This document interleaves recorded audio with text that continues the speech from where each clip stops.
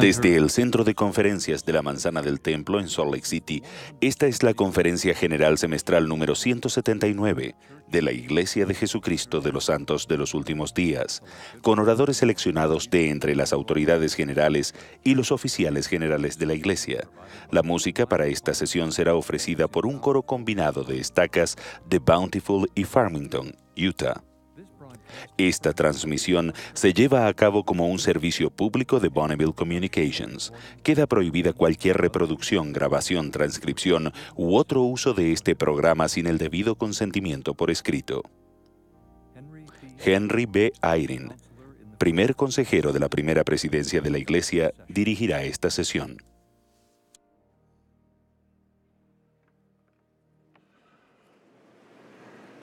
Hermanos y hermanas, les damos la bienvenida esta tarde a la segunda sesión de la Conferencia General Semestral número 179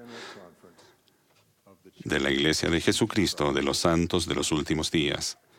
El presidente Thomas S. Monson, quien preside esta conferencia, me ha pedido que dirija esta sesión. Saludamos a todos los que asisten o participan a través de la televisión, la radio o Internet, así como a los muchos que nos siguen desde sus centros de estaca en diversas partes del mundo, donde la conferencia se recibe por satélite. La música de esta sesión está a cargo de un coro combinado de barrios de las estacas de Bountiful y Farmington, Utah, bajo la dirección de Michael Huff, con Linda Margetts al órgano. El coro dará inicio a esta sesión cantando Mirad a Sión hermosa. Luego el elder Carlos H. Amado, de los 70, ofrecerá la primera oración.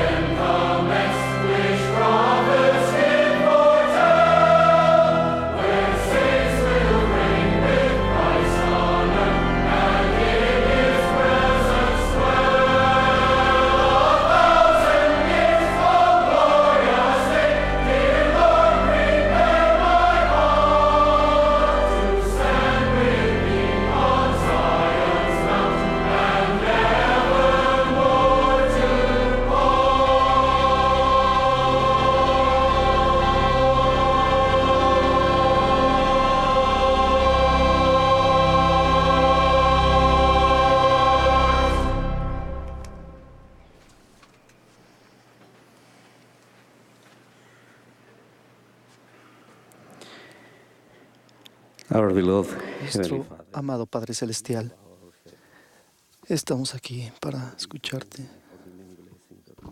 Agradecemos por las muchas bendiciones recibidas y del plan de felicidad, especialmente por nuestro Salvador Jesucristo, Te agradecemos por la restauración del Evangelio a través del profeta José Smith y por las llaves del sacerdocio que hacen posible las ordenanzas para ayudarnos a vivir eternamente. Te agradecemos por nuestro amado profeta, el presidente Monson, sus consejeros y el quórum de los 12 y todos los que se asocian con él. Te pedimos nos bendigas y los bendigas a ellos. Y en la asignación de enseñarnos la doctrina y los principios. Y oramos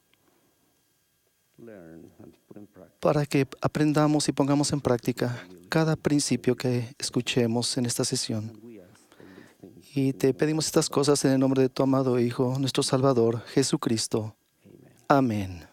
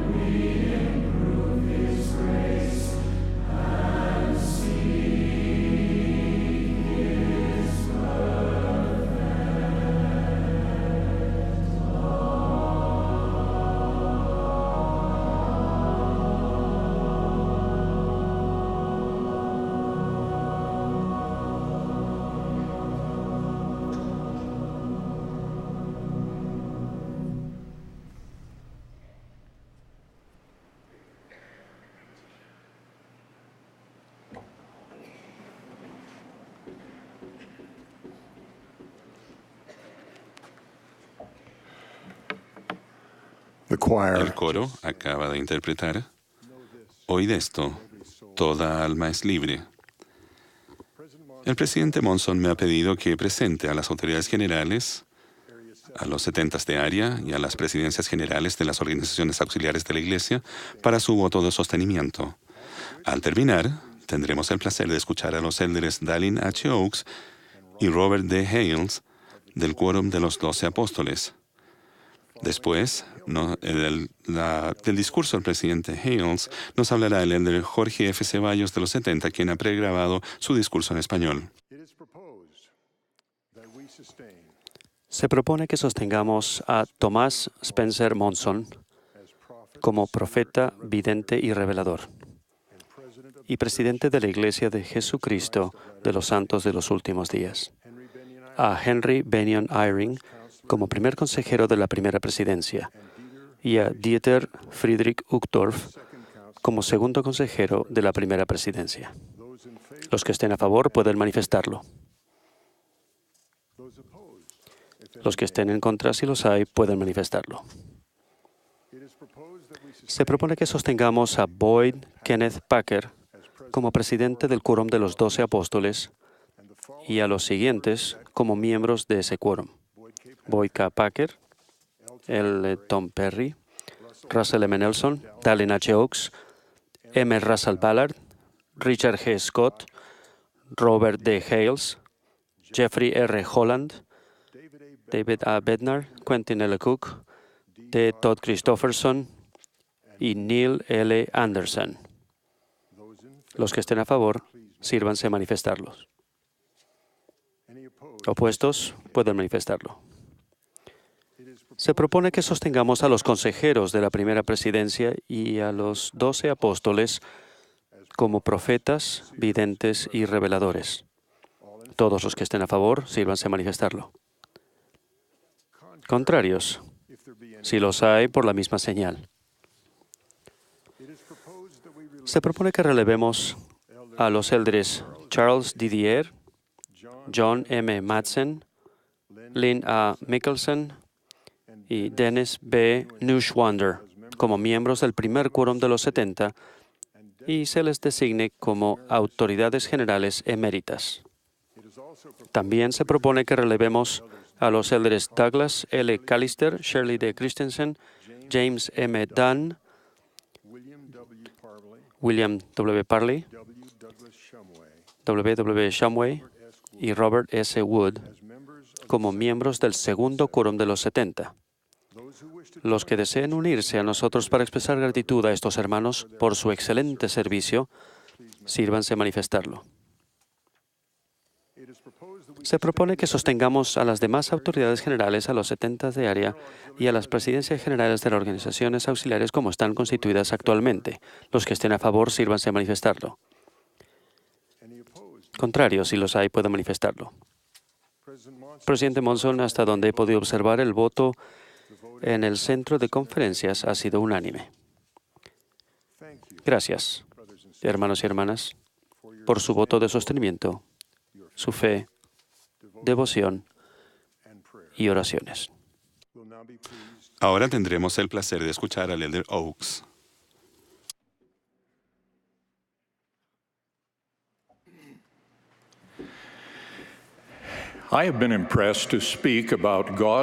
He tenido la impresión de hablar acerca del amor de Dios y de los mandamientos de Dios.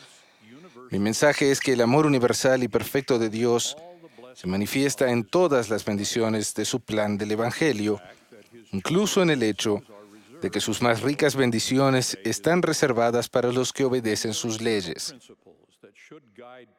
Estos son principios eternos que deben guiar a los padres en su amor por los hijos y la enseñanza de ellos. Empiezo con 4 ejemplos, los cuales demuestran cómo en esta vida terrenal se confunde el amor con la ley. Un joven adulto que cohabita con su pareja les dice a sus acongojados padres: si en verdad me amaran, me aceptarían a mí y a mi pareja tal como aceptan a los hijos casados.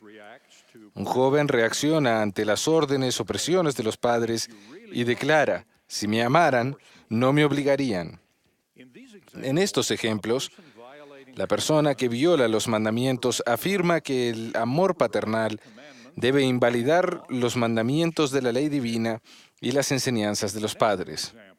Los 2 ejemplos siguientes muestran la confusión desde una perspectiva terrenal en cuanto a los efectos del amor de Dios. Una persona rechaza la doctrina de que una pareja se debe casar por la eternidad para disfrutar una relación familiar en la vida eterna y declara: si Dios en verdad nos amara, no puedo creer que Él separaría a esposos y esposas de esta manera. Otra persona dice que su fe ha quedado destruida porque Dios permite que sufra una persona o una raza, y concluye: si existiera un Dios que nos amara, no permitiría que nos sucediera esto. Estas personas no creen en las leyes eternas, las cuales consideran contrarias con el concepto que ellas tienen del efecto del amor de Dios. Quienes asumen esta postura no comprenden la naturaleza del amor de Dios ni el propósito de sus leyes y mandamientos. El amor de Dios no reemplaza a sus leyes y mandamientos, y el efecto de dichas leyes y mandamientos no disminuye el propósito y el efecto de su amor. Lo mismo se debería aplicar al amor y a las reglas de los padres. Primeramente, consideremos el amor de Dios, según lo descubrió el presidente Uchtdorf tan elocuentemente esta mañana. ¿Quién nos apartará del amor de Cristo?, preguntó el apóstol Pablo. Ni la tribulación, ni la persecución, ni el peligro, ni la espada. Estoy convencido, agregó él, de que ni la muerte, ni la vida, ni ángeles, ni principados, ni potestades, ni lo presente, ni lo porvenir, ni ninguna otra cosa creada nos podrá apartar del amor de Dios. No existe mayor prueba del infinito poder y de la perfección del amor de Dios que lo que declara el apóstol Juan, porque de tal manera amó Dios al mundo que ha dado a su Hijo unigénito. Otro apóstol escribió que Dios no escatimó ni a su propio Hijo, sino que lo entregó por todos nosotros. Piensen cuán doloroso debió haber sido para nuestro Padre Celestial enviar a su Hijo a soportar un sufrimiento incomprensible por nuestros pecados. Esa es la prueba más extraordinaria de su amor por cada uno de nosotros. El amor de Dios por sus hijos es una realidad eterna. ¿Pero por qué nos ama tanto y por qué deseamos ese amor? La respuesta se encuentra en la relación que existe entre el amor de Dios y sus leyes.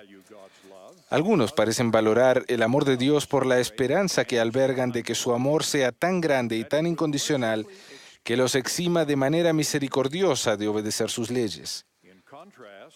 Por el contrario, aquellos que comprenden el plan de Dios para sus hijos saben que las leyes de Él son invariables y que esta realidad es otra grandiosa prueba del amor que Dios tiene por sus hijos.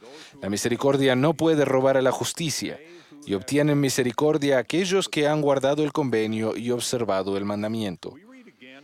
Una y otra vez leemos en la Biblia y en las Escrituras modernas acerca del enojo de Dios con los inicuos y de que desata su ira contra aquellos que violan sus leyes. ¿Cómo son el enojo y la ira pruebas de su amor? José Smith enseñó que Dios instituyó leyes por medio de las cuales los espíritus que Él enviaría al mundo podrían tener el privilegio de avanzar como Él lo había hecho. El amor de Dios es tan perfecto que Él tiernamente requiere que obedezcamos sus mandamientos porque sabe que únicamente mediante la obediencia a sus leyes podemos llegar a ser perfectos como Él. La ira y el amor de Dios, el enojo de Dios y su ira no contradicen su amor, sino que lo comprueban. Todo padre sabe que se puede amar a un hijo de manera total y absoluta y a la vez estar ingeniosamente enojado y desilusionado por la conducta contraproducente de ese hijo. El amor de Dios es tan universal que su plan perfecto concede muchos dones a todos sus hijos, incluso a aquellos que desobedecen sus leyes. La vida en la tierra es uno de esos dones, el cual se concede a todos los que lo merecieron en la guerra de los cielos. El otro don incondicional es la resurrección universal, porque así como en Adán todos mueren, así también en Cristo todos serán vivificados. Muchos otros dones terrenales no están relacionados con nuestra obediencia personal a la ley. Jesús enseñó que Él hace salir su sol sobre malos y buenos y hace llover sobre justos e injustos. Si tan solo escuchásemos, conoceríamos el amor de Dios y lo sentiríamos aún al ser desobedientes. Una hermana que recientemente volvió a la actividad en la iglesia lo describió de esta forma en un discurso en la reunión sacramental. Él siempre me ha acompañado, aun cuando yo lo rechazaba. Siempre me ha guiado y consolado con sus tiernas misericordias a mi alrededor. Pero yo estaba demasiado enojada para ver y aceptar esa realidad. Las más ricas bendiciones de Dios claramente se basan en la obediencia a sus leyes y mandamientos. La enseñanza clave proviene de la revelación moderna. Hay una ley irrevocadamente decretada en el cielo antes de la fundación de este mundo, sobre la cual todas las bendiciones se basan. Y cuando recibimos una bendición de Dios, es porque se obedece a aquella ley sobre la cual se basa. Este gran principio nos ayuda a comprender el porqué de muchas cosas, tales como el equilibrio de la justicia y la misericordia mediante la expiación. Explica, además, la razón por la que Dios no impide que sus hijos ejerzan el albedrío. El albedrío, nuestra facultad de escoger, es fundamental para el Evangelio, para el plan del Evangelio que nos trae a la tierra. Dios no interviene para impedir las consecuencias de las decisiones de unas personas a fin de proteger el bienestar de otras, aun cuando se maten, se hagan daño o se opriman unas a otras, ya que esto destruiría el plan que Él tiene para nuestro progreso eterno. Él nos bendecirá para poder soportar las consecuencias de las decisiones de los demás, pero no las impedirá. Quien entienda las enseñanzas de Jesús no podrá concluir razonablemente que nuestro amoroso Padre Celestial o su divino Hijo crean que su amor reemplaza sus mandamientos. Consideren los siguientes ejemplos. Cuando Jesús inició su ministerio, su primer mensaje fue el arrepentimiento. Cuando ejerció amorosa misericordia al no condenar a la mujer que fue hallada en adulterio, Él le dijo, «Vete y no peques más». Jesús enseñó, «No todo el que dice, Señor, Señor, entrará en el reino de los cielos, sino el que hace la voluntad de mi Padre que está en los cielos». El efecto de los mandamientos y de las leyes de Dios no se cambia a fin de satisfacer la conducta o los deseos populares. Si alguien piensa que el amor que Dios o que los padres tienen por alguien le da a ese ser amado licencia para desobedecer la ley, no entiende ni el amor ni la ley. El Señor declaró, aquello que traspasa una ley y no se rige por la ley, antes procura hacer una ley a sí mismo, y dispone permanecer en el pecado, y del todo permanece en el pecado, no puede ser santificado por la ley, ni por la misericordia, ni por la justicia, ni por el juicio. Por tanto, tendrá que permanecer sucio aún. La revelación moderna indica, a todos los reinos se ha dado una ley. Por ejemplo, el que no es capaz de obedecer la ley de un reino celestial no puede soportar una gloria celestial. Y el que no puede obedecer la ley de un reino terrestre no puede soportar una gloria terrestre. Y el que no puede obedecer la ley de un reino celestial no puede soportar una gloria celestial. En otras palabras, el reino de gloria al que vayamos tras el juicio final no lo determina el amor, sino la ley que Dios en su plan ha designado para hacernos acreedores de la vida eterna, que es el mayor de todos los dones de Dios. Al enseñar a los hijos y al relacionarse con ellos, los padres tienen muchas oportunidades de aplicar esos principios. Una de esas oportunidades surge con las dádivas de los padres a sus hijos. De la misma manera que Dios ha otorgado algunos dones a todos sus hijos en la tierra sin exigirles obedecer sus leyes, los padres proporcionan muchos beneficios, como el alojamiento y la comida, aunque sus hijos no estén en completa armonía con todos los requisitos de los padres. Pero, siguiendo el ejemplo de un Padre Celestial omnisciente y amoroso que ha dado leyes y mandamientos para el beneficio de sus hijos, los padres prudentes condicionan algunas de sus dádivas a la obediencia. Si los padres tienen un hijo desgraciado, como por ejemplo un adolescente que abuse del alcohol o de las drogas, se enfrentan a una grave interrogante. ¿Requiere el amor de los padres que la presencia de estas sustancias o el consumo de ellas se permita en el hogar? ¿O se hace necesario prohibirlo por causa de los requisitos de la ley civil o de la gravedad de la conducta o de los intereses de otros hijos en el hogar? Plantearé una pregunta aún más grave. Si un hijo adulto cohabita con su pareja, ¿exige la gravedad de las relaciones sexuales fuera de los lazos del matrimonio que ese hijo sienta todo el peso de la desaprobación familiar, excluyéndolo de cualquier contacto con la familia? ¿O exige el amor de los padres exige el amor de los padres que la cohabitación se pase por alto? He visto ambos extremos y creo que ambos son inapropiados. ¿Dónde trazan los padres la línea entre el amor y la ley? Ese es un asunto de sabiduría paternal acompañada de la inspiración del Señor. Ningún otro ámbito del accionar de los padres necesita mayor guía celestial o tiene mayores probabilidades de recibirla que el que tiene que ver con las decisiones de los padres al criar a los hijos y gobernar la familia. Esa es la obra de la eternidad. Al lidiar con esos problemas, los padres deben recordar la enseñanza del Señor de que dejemos a las 99 y vayamos al desierto a rescatar a la oveja perdida. El presidente Monson ha convocado una cruzada de amor para rescatar a nuestros hermanos y hermanas que andan errantes en el desierto de la apatía o la ignorancia. Esas enseñanzas exigen un cuidado amor y constante, lo que ciertamente requiere relaciones constantes de tierno cuidado. Los padres también deben recordar la frecuente enseñanza de que el Señor al que ama disciplina.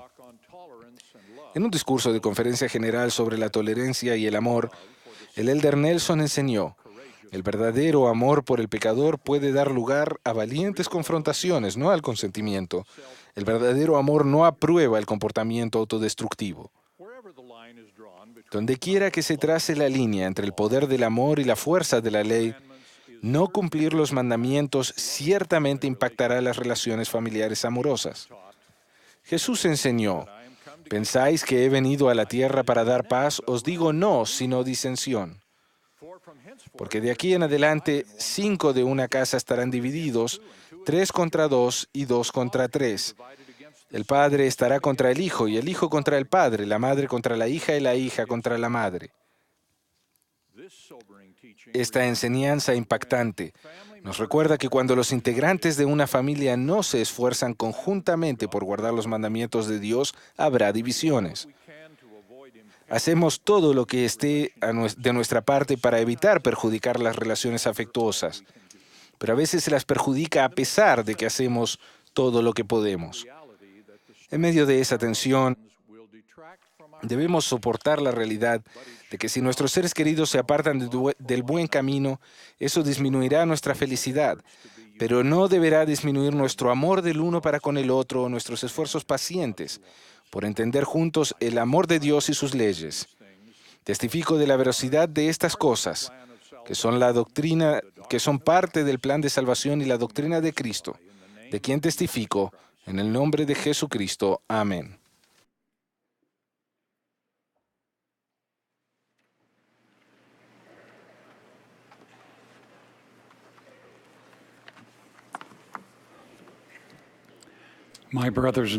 Mis hermanos y hermanas, expreso mi gratitud por el testimonio de Dios, nuestro Padre Celestial, y de su Hijo Jesucristo, que han dado profetas vivientes, y la enseñanza del Espíritu Santo durante esta conferencia. Como se ha profetizado, vivimos en una época en que la oscuridad de la secularidad es cada vez más profunda a nuestro alrededor. Se cuestiona muchísimo la creencia en Dios e incluso se le ataca en nombre de causas políticas, sociales y hasta religiosas. El ateísmo o la doctrina de que Dios no existe se está extendiendo rápidamente por todo el mundo. Aún así, como miembros de la Iglesia Restaurada de Jesucristo, declaramos que nosotros creemos en Dios, el Eterno Padre, y en su Hijo Jesucristo, y en el Espíritu Santo. Algunos se preguntan, ¿por qué es tan importante creer en Dios? ¿Por qué el Salvador dijo, y esta es la vida eterna, que te conozcan a ti, el único Dios verdadero, y a Jesucristo, a quien has enviado? Sin Dios, la vida terminaría en la tumba, y nuestras experiencias terrenales carecerían de propósito. El crecimiento y el progreso serían temporales, los logros sin valor, los desafíos sin sentido. No habría ni bien ni mal definitivos. ni la responsabilidad moral de cuidarnos unos a otros como hijos de Dios que somos. Sin Dios no hay vida eterna. Si ustedes o alguien a quien aman están buscando el propósito de la vida o una convicción profunda de la presencia de Dios en nuestra vida, como amigo les ofrezco y como apóstol mi testimonio de que Él vive.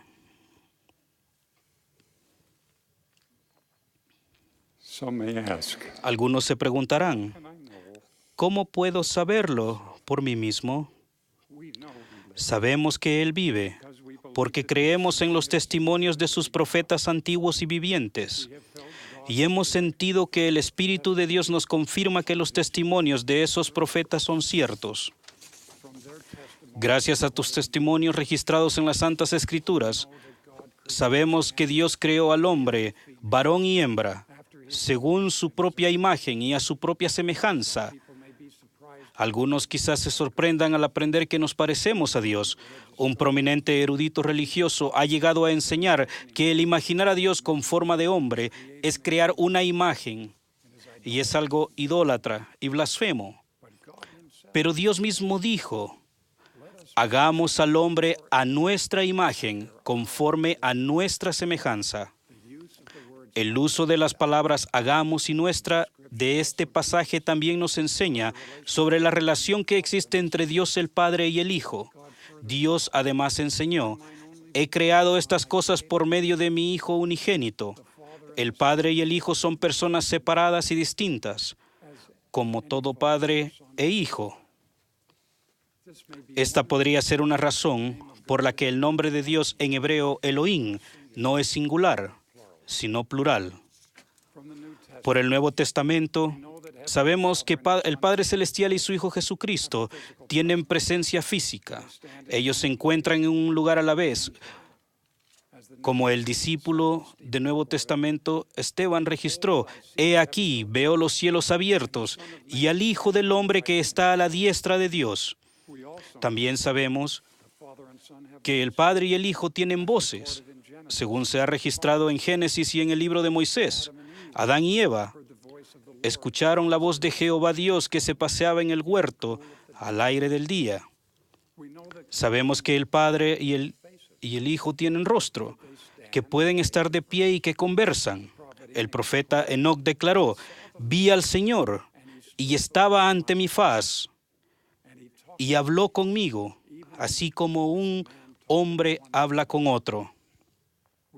Sabemos que el Padre y el Hijo tienen cuerpos con la misma forma y las mismas partes que los nuestros. En el libro de Éter, en el libro de Mormón, leemos, y fue quitado el velo de ante los ojos del hermano de Jared, y vio el dedo del Señor, y era como el dedo de un hombre, a semejanza de carne y sangre. Más adelante, el Señor se mostró en su totalidad y dijo, he aquí, este cuerpo que ves ahora es el cuerpo de mi espíritu, y apareceré a mi pueblo en la carne. Sabemos que el Padre y el Hijo tienen sentimientos por nosotros. Moisés registró, y aconteció que el Dios del cielo miró al resto del pueblo y lloró. Y sabemos que Dios y su Hijo Jesucristo son seres inmortales, glorificados y hechos perfectos.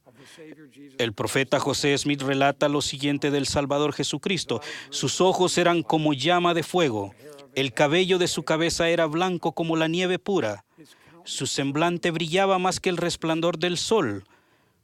Y su voz era como el estruendo de muchas aguas. Ningún testimonio es tan importante para nosotros como en nuestro tiempo, como el testimonio de José Smith.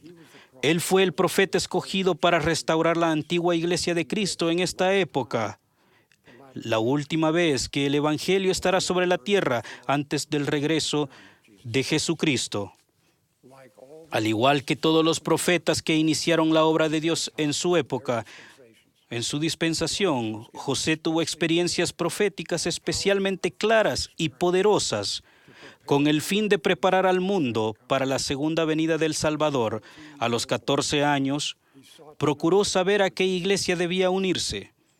Entonces, después de meditar en cuanto al asunto, acudió a la Biblia, donde leyó: y si alguno de vosotros tiene falta de sabiduría, pídala a Dios, a quien da a todos abundantemente, y le será dada. Pero pida con fe, no dudando en nada, creyendo esas palabras proféticas sin dudar y con la fe de un niño. José fue a una arboleda cercana a su hogar y allí se arrodilló y oró. Más tarde escribió: vi una columna de luz directamente arriba de mi cabeza. Al reposar sobre mí la luz, vi en el aire arriba de mí a dos personajes cuyo fulgor y gloria no admiten descripción. Mirando a estos dos personajes,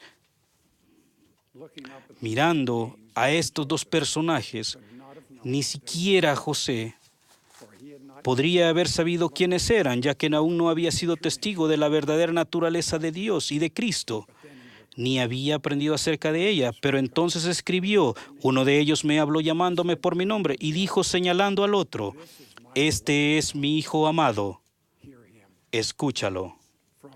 De esa experiencia singular, así como de otras, el profeta José Smith dio testimonio: el Padre tiene un cuerpo de carne y huesos, tangible como el del hombre, así también el Hijo.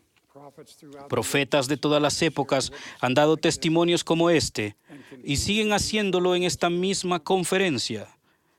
De todos modos, cada uno de nosotros tiene el albedrío para escoger. Como dice nuestro 11º artículo de fe, reclamamos el derecho de adorar a Dios Todopoderoso conforme a los dictados de nuestra propia conciencia y concedemos a todos los hombres el mismo privilegio, que adoren como, donde o lo que deseen. Fin de cita. Cuando se trata de creencias personales, ¿cómo sabemos que es realmente cierto?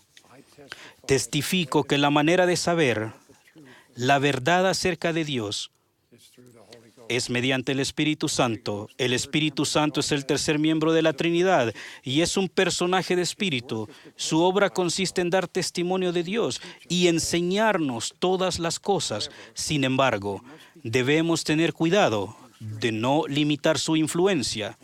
Cuando no hacemos lo correcto o cuando nuestra perspectiva la dominan el escepticismo, el cinismo y la irreverencia hacia otras personas y sus creencias, el Espíritu no puede estar con nosotros. Entonces actuamos de una manera que los profetas describen como el hombre natural. El hombre natural no percibe las cosas que son del Espíritu de Dios, porque para él son locura. Y no las pueden entender porque se han de discernir espiritualmente. Este hombre natural es enemigo de Dios y lo será para siempre jamás, a menos que se someta al influjo del Santo Espíritu y se vuelva como un niño, sumiso, manso, humilde, paciente y lleno de amor. Si no nos sometemos a la delicada influencia del Espíritu Santo, corremos el riesgo de llegar a ser como Corior, un anticristo del Libro de Mormón. Además de no creer en Dios, Corior ridiculizó al Salvador, a la expiación y al espíritu de profecía, lo cual hizo al enseñar que no hay Dios y que no hay Cristo alguno. Corior no quedó satisfecho con meramente rechazar a Dios y hacer lo que deseaba. Él se burló de los creyentes y le exigió al profeta Alma que lo convenciera con una señal de la existencia y el poder de Dios. La respuesta de Alma se aplica tanto a aquella época como a esta. Escuchen cuidadosamente. Ya has tenido bastantes señales. ¿Quieres tentar a Dios? Dirás: muéstrame una señal. Cuando tienes el testimonio de todos estos tus hermanos y también de todos los santos profetas, las Escrituras están delante de ti, sí, y todas las cosas indican que hay un Dios. Sí, aún la tierra y todo cuanto hay sobre ella. Sí, y su movimiento. Sí, y también todos los planetas que se mueven en su orden regular testifican que hay un Creador supremo. Fin de cita. Finalmente se le dio una señal a Corior. Quedó mudo. Y Corior extendió la mano y escribió diciendo: sé que nada sino el poder de Dios pudo haber traído esto sobre mí. Sí, y yo siempre he sabido que había un Dios. Hermanos y hermanas, tal vez ya sepan en lo profundo de su alma que Dios vive. Quizá todavía no sepan todo acerca de Él y no entiendan todas sus vías, pero la luz de la creencia está en ustedes y está esperando que el Espíritu de Dios la despierte y la intensifique. Y la luz de Cristo con la que ustedes han nacido. Por eso, vengan, crean en los testimonios de los profetas, aprendan de Dios y de Cristo. Los profetas antiguos y modernos han enseñado con claridad la manera de hacerlo. Este deseo nos conduce a meditar en los asuntos celestiales. Así nos lleva a las cosas celestiales a fin de permitir que las evidencias de que Dios existe, las cuales se encuentren donde quiera que miremos, conmuevan nuestro corazón. Con corazones blandos estamos preparados para dar oído al llamado del Salvador de escudriñar las Escrituras. Entonces estaremos listos para preguntar a nuestro Padre Celestial sinceramente en el nombre de Cristo si las cosas que hemos aprendido son verdaderas. La mayoría de nosotros no veremos a Dios como lo han hecho los profetas, pero los apacibles y delicados susurros del Espíritu, los pensamientos y sentimientos que el Espíritu Santo traiga a nuestras mentes y a nuestros corazones, nos darán el conocimiento innegable de que Él vive, de que Él nos ama. Al obtener este conocimiento, constituye la búsqueda de todos los hijos de Dios en esta tierra. Si no pueden recordar cómo es creer en Dios, o si han dejado de creer, o si creen, pero no con verdadera convicción, los invito a buscar un testimonio de Dios ahora. No le teman al ridículo. La fortaleza y la paz que viene por conocer a Dios y por tener la compañía consoladora de su Espíritu harán que su esfuerzo valga la pena eternamente. Más aún, con su testimonio de Dios, podrán bendecir a su familia, a su posteridad y a sus amigos, su propia vida y a todos los que aman. Su conocimiento personal de Dios no solo es el don más grande que jamás darán, sino que además les traerá el gozo más grande que jamás puedan sentir. Como testigo especial del Hijo unigénito de nuestro Padre Celestial, es decir, Jesucristo, testifico que Dios vive. Sé que Él vive. Les prometo que si ustedes y aquellos a quienes aman lo buscan con toda humildad, sinceridad y diligencia, también lo sabrán. Su testimonio llegará y las bendiciones de conocer a Dios serán de ustedes y de su familia para siempre. En el nombre de Jesucristo. Amén.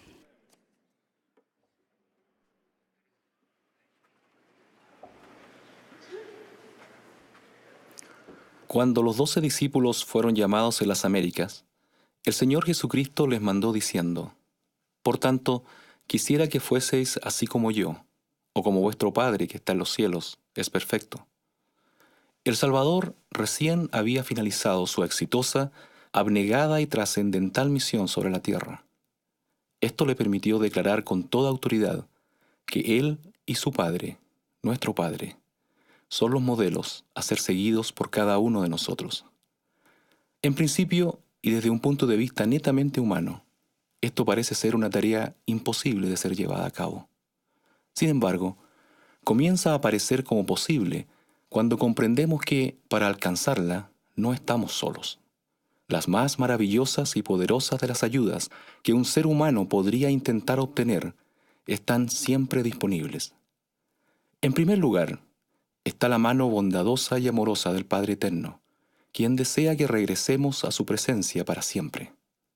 Como nuestro Padre, Él está siempre dispuesto y deseoso de perdonar nuestros errores, nuestras debilidades y los pecados que cometemos. Perdón sujeto tan solo a un arrepentimiento total y sincero. Y como complemento de ello, y como la máxima manifestación de su inmenso amor por cada uno de sus hijos, se nos provee de las consecuencias de la obra sin igual realizada por el Salvador, a saber, la expiación, llevada a cabo por un obediente Hijo, siempre dispuesto a hacer la voluntad del Padre en beneficio de cada uno de nosotros. El Señor reveló al profeta José Smith lo siguiente: «Y si guardas mis mandamientos y perseveras hasta el fin, tendrás la vida eterna, que es el mayor de todos los dones de Dios». Esta promesa divina es posible de alcanzar. La vida eterna es vivir con nuestro Padre y con nuestras familias para siempre jamás. ¿No debería ser esta promesa el mayor incentivo para hacer lo mejor que esté a nuestro alcance, para entregar nuestros mejores esfuerzos en pos de lo que se nos ha prometido? En los albores de la restauración, cuando esta obra maravillosa estaba a punto de aparecer entre los hijos de los hombres, el Señor dijo: «Por tanto, oh vosotros que os embarcáis en el servicio de Dios, mirad que le sirváis con todo vuestro corazón, alma, mente y fuerza, para que aparezcáis sin culpa ante Dios en el último día. Con todo nuestro corazón, con toda nuestra alma, con toda nuestra mente y con toda nuestra fuerza, es decir, con todo nuestro ser». El presidente David O. McKay dijo: «Las ricas recompensas solo vienen a los luchadores tenaces». Estas recompensas serán de aquellos que cultivan la fe en Jesucristo y cumplen con su voluntad para trabajar, sacrificar y entregar todo lo que han recibido para fortalecer y edificar el reino de Dios. El cumplimiento de la promesa divina de tener la vida eterna, de alcanzar la perfección y de ser felices para siempre en la unidad familiar, está sujeto a la demostración sincera de nuestra fe en Jesucristo, obediencia a los mandamientos, perseverancia y diligencia a través de nuestra vida. El Señor no espera que hagamos lo que no podemos lograr. El mandato de llegar a ser perfectos como Él es nos anima a alcanzar lo mejor de nosotros, a descubrir y desarrollar los talentos y atributos con que nos ha bendecido un amoroso Padre eterno, quien nos invita a reconocer nuestro potencial como hijos de Dios. Él nos conoce y sabe de nuestras capacidades y de nuestras limitaciones. La invitación y desafío de llegar a ser perfectos, de alcanzar la vida eterna, es para toda la humanidad.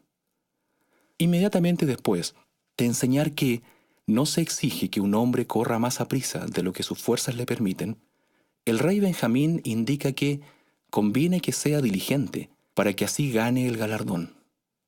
Dios no nos exigirá más que lo mejor que podamos dar, porque no sería justo. Pero tampoco aceptará menos que eso, porque tampoco sería justo. Por lo tanto, entreguemos siempre lo mejor que podamos en el servicio a Dios y a nuestros semejantes. Sirvamos de la mejor manera posible a nuestras familias y en nuestros llamamientos en la iglesia. Hagamos lo mejor que podamos y cada día seamos un poco mejores. La salvación y la vida eterna no serían posibles si no fuera por la expiación llevada a cabo por nuestro Salvador, por lo que a Él le debemos todo. Pero para que estas bendiciones supremas se hagan efectivas en nuestras vidas, debemos primeramente hacer nuestra parte, pues sabemos que es por la gracia que nos salvamos, después de hacer cuanto podamos. Hagamos pues con fe, con entusiasmo, con dedicación, con responsabilidad, con amor, todo lo que esté a nuestro alcance, y así estaremos haciendo todo lo que es posible para alcanzar lo imposible. Esto es, alcanzar lo que para la mente humana es imposible, pero que con la divina intervención de nuestro amoroso Padre y el sacrificio infinito llevado a cabo por nuestro Salvador, llega a ser el más maravilloso de los galardones, la más grandiosa de las realidades, el vivir para siempre con Dios y con nuestras familias. Ruego que cada uno de nosotros recuerde y renueve permanentemente, al participar dignamente del sacramento, el compromiso que hizo con su Padre Celestial al momento de entrar a las aguas bautismales y al llevar a cabo cada una de las ordenanzas del Evangelio restaurado. Ruego que hagamos lo mejor que podamos en nuestros roles de esposos, padres, hijos, hermanos y hermanas, en nuestros llamamientos, en compartir el Evangelio, en ir a rescatar a los que están perdidos, en trabajar por la salvación de nuestros antepasados, en nuestros trabajos, en nuestra vida diaria. Ruego que nuestras vidas nos permitan afirmar, al igual que el apóstol Pablo: he peleado la buena batalla, he acabado la carrera, he guardado la fe. Al hacerlo, estaremos cumpliendo con los requerimientos definidos por nuestro Padre Celestial para bendecirnos más que nunca antes, tanto en esta vida como en la eternidad. Él anhela darnos todo lo que Él tiene, aún hacernos partícipes de su mayor don, que es la vida eterna. Aunque desde la perspectiva netamente humana, la perfección puede parecer un desafío imposible de ser alcanzado, testifico que nuestro Padre y nuestro Salvador nos han hecho saber que sí es posible lograr lo imposible. Sí es posible alcanzar la vida eterna. Sí es posible ser felices ahora y para siempre. El autor del plan perfecto que contiene estas gloriosas promesas es nuestro Padre Celestial, y Él vive. Su Hijo, Jesucristo, tomó sobre sí las cargas de nuestros pecados y de las injusticias que se cometen en el mundo, a fin de que fuéramos libres de sus consecuencias. Yo sé que nuestro Señor Jesucristo vive. El Evangelio y el sacerdocio han sido restaurados sobre la tierra por última vez a través del profeta José Smith. Hoy tenemos la enorme bendición de tener apóstoles y profetas llamados por Dios para guiarnos en el camino de regreso hacia nuestro Padre. El presidente Thomas S. Monson ha sido llamado para estar al frente de esta grandiosa obra en estos días. Él es un profeta de Dios. De ello testifico en el nombre de Jesucristo. Amén.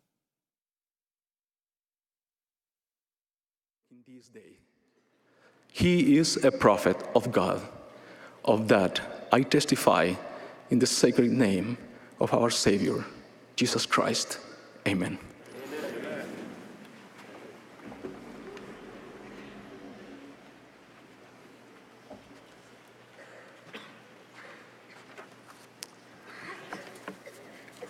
Brothers and sisters, Hermanos y hermanas, admito que omití 3 nombres de los hermanos a medida que cuando conducía los negocios que habían sido liberados del segundo quórum de los 70. Así es que me gustaría proponer que relevemos al elder Musk, Oaks y Darrell and Dunn como miembros del segundo quórum de los 70. Aquellos que quieran unirse a nosotros y expresar gratitud por el servicio de estos hermanos, por favor, manifiéstenlo. Gracias.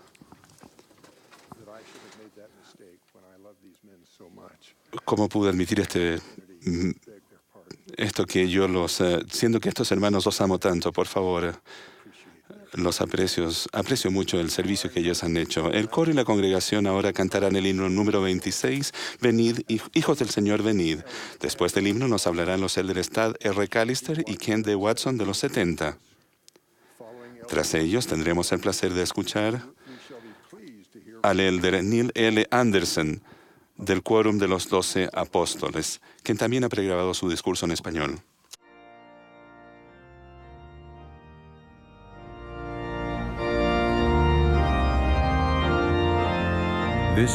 Esta es la Conferencia General Semestral número 179 de la Iglesia de Jesucristo de los Santos de los Últimos Días.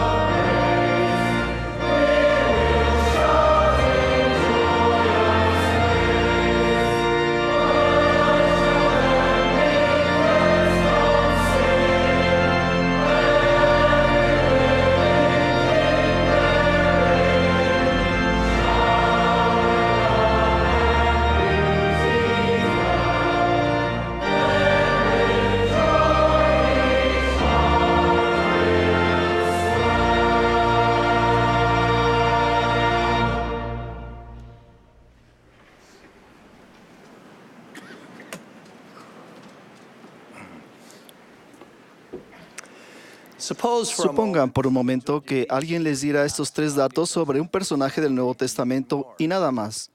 Primero, el Salvador dijo acerca de este hombre, oh hombre de poca fe. Segundo, este hombre en un momento de enojo le cortó la oreja al siervo del sumo sacerdote. Y tercero, este hombre negó conocer al Salvador en 3 ocasiones, aunque había caminado con él a diario. Si eso fuese lo único que hubiesen sabido o tenido en cuenta, podrían haber considerado a este hombre un truán o bueno para nada. Pero al hacerlo no hubieran llegado a conocer a uno de los hombres más grandes que caminó sobre la tierra, Pedro, el apóstol. Del mismo modo, algunos han tratado de concentrarse en algunas de las debilidades mínimas del profeta José Smith o de exagerarlas. Pero en el proceso, ellos también han perdido de vista el punto principal, el hombre y su misión. José Smith fue el ungido del Señor para restaurar la iglesia de Cristo en la tierra. Después de salir de la arboleda, con el tiempo aprendió 4 verdades fundamentales que la mayor parte del mundo cristiano de la época no enseñaba. Primero, aprendió que Dios el Padre y su Hijo Jesucristo son 2 seres separados y distintos. La Biblia confirma el hallazgo de José Smith.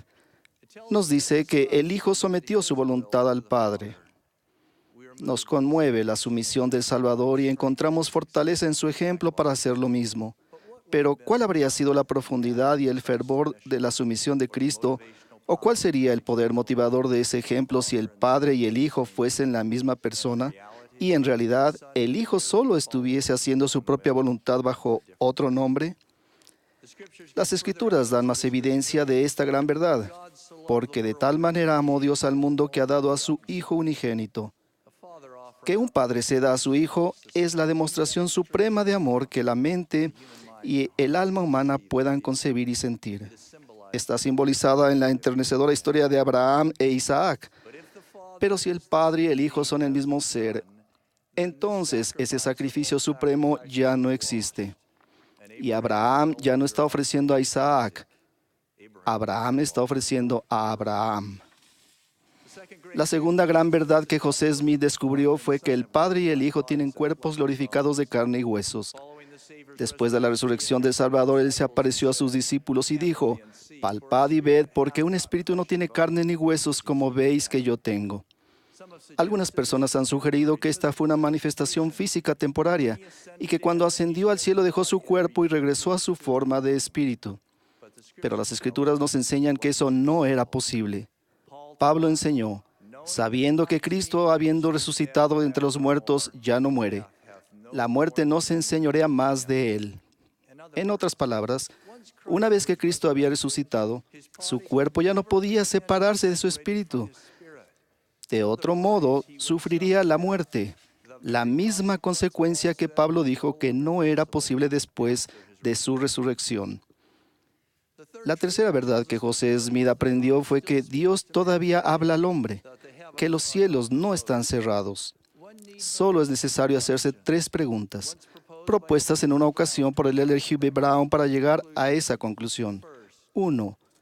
¿Nos ama Dios tanto hoy como amó a las personas a quienes les habló en la época del Nuevo Testamento? 2. ¿Tiene Dios el mismo poder que tenía entonces? Y 3. ¿Lo necesitamos tanto hoy como lo necesitaban en la antigüedad? Si la respuesta a esas preguntas es sí, y si Dios es el mismo ayer, hoy y para siempre, como se declara en las Escrituras, entonces cabe muy poca duda. Dios sí habla con el hombre hoy, tal como lo testificó José Smith. La cuarta verdad que José Smith aprendió fue que la total y completa iglesia de Jesucristo no estaba sobre la tierra en ese entonces. Desde luego que había buenas personas y algunos componentes de la verdad, pero el apóstol Pablo había profetizado antiguamente que la segunda venida de Cristo no sucedería sin que antes venga la apostasía. Después de la primera visión de José Smith, comenzó la restauración de la iglesia de Cristo línea por línea, precepto por precepto. Por medio de José Smith se restauró la doctrina de que el Evangelio se predicó a los muertos en el mundo de los espíritus, a aquellos que no habían tenido la oportunidad de vida de escucharlo. Esto no fue la invención de una mente creativa, sino la restauración de una verdad bíblica. Pedro había enseñado mucho antes, porque por esto también ha sido predicado el Evangelio a los muertos, para que sean juzgados en la carne según los hombres, pero vivan en el Espíritu según Dios. Frederick W. Farrar, el muy conocido autor y teólogo de la Iglesia de Inglaterra, hizo la siguiente observación acerca de esta enseñanza de Pedro. Se han hecho todos los esfuerzos posibles por desestimar de forma convincente el significado claro de este pasaje. Es uno de los pasajes más valiosos de las Escrituras y no encierra ninguna ambigüedad, ya que si el lenguaje tiene significado, estas palabras significan que Cristo, cuando su Espíritu descendió al mundo inferior, proclamó el mensaje de salvación a los muertos que anteriormente habían sido impenitentes. Hay muchos que enseñan que solo hay un cielo y un infierno. José Smith restauró la verdad de que hay varios cielos. Pablo habló de un hombre que fue arrebatado al tercer cielo. ¿Puede haber un tercer cielo sin que haya un segundo o primer cielo? En muchas maneras, el Evangelio de Jesucristo es como un rompecabezas de 1000 piezas. Cuando José Smith entró en escena, quizás habría 100 piezas armadas. Entonces vino José Smith y colocó muchas de las otras 900 piezas en su lugar, de modo que la gente podía decir: oh, ahora comprendo de dónde vine, por qué estoy aquí y hacia dónde voy. En cuanto a la función de José Smith en la restauración, el Señor la definió claramente: pero esta generación recibirá mi palabra por medio de ti. A pesar de este torrente de verdades bíblicas restauradas, algunos que buscan la verdad sinceramente han comentado: puedo aceptar estas doctrinas, pero en cuanto a todos los ángeles y visiones que José Smith afirma haber visto y tenido, resulta muy difícil de creer en estos tiempos modernos. A ellos les respondemos con amor: ¿no había ángeles y visiones en la iglesia de Cristo en la época del Nuevo Testamento? ¿No se les apareció un ángel a María y a José? ¿No se les aparecieron ángeles a Pedro, Santiago y Juan en el monte de la Transfiguración? ¿No fue un ángel que rescató a Pedro y Juan de la prisión? ¿No se les aparecieron ángeles a Cornelio y luego a Pablo cuando naufragó y a Juan en la isla de Patmos? ¿No tuvo Pedro una visión de que el Evangelio iría a los gentiles? Pablo una visión del tercer cielo, Juan una visión de los últimos días y Esteban una visión del Padre y el Hijo. Sí, José Smith vio ángeles y tuvo visiones, porque era un instrumento en las manos de Dios para restaurar la iglesia de Jesucristo como existía en tiempos antiguos, con todo su poder y todas sus doctrinas. Sin embargo, lamentablemente en ocasiones, algunas personas están dispuestas a dejar de lado las valiosas verdades del Evangelio que José Smith restauró porque se distraen con algún punto histórico o hipótesis científica que no es primordial para su exaltación. Y al hacerlo, canjean su primogenitura espiritual por un guisado de lentejas. Cambian la absoluta certeza de la restauración por una duda. Y en el proceso, caen en la trampa de perder la fe en muchas cosas que sí saben por causa de unas pocas cosas que no saben. Siempre habrá una aparente crisis intelectual surgiendo en el horizonte mientras se requiera de la fe y nuestras mentes sean finitas. Pero del mismo modo, siempre estarán las doctrinas seguras y sólidas de la restauración a las cuales nos podemos aferrar y que proporcionarán el fundamento sobre la roca en la cual podemos edificar nuestro testimonio. Cuando muchos de los seguidores de Cristo se apartaron de él, él preguntó a sus discípulos: ¿también vosotros queréis iros? Pedro entonces dio una respuesta que debería estar grabada en todo corazón: ¿a quién iremos? Tú tienes palabras de vida eterna. Si alguien se aleja de estas verdades restauradas, ¿a dónde irá para conocer la verdadera naturaleza de Dios como se enseñó en la arboleda? ¿A dónde irá para encontrar las doctrinas de la existencia premortal, del bautismo por los muertos y del matrimonio eterno? ¿Y a dónde irá para encontrar los poderes selladores que unen al esposo, la esposa y los hijos más allá de la tumba?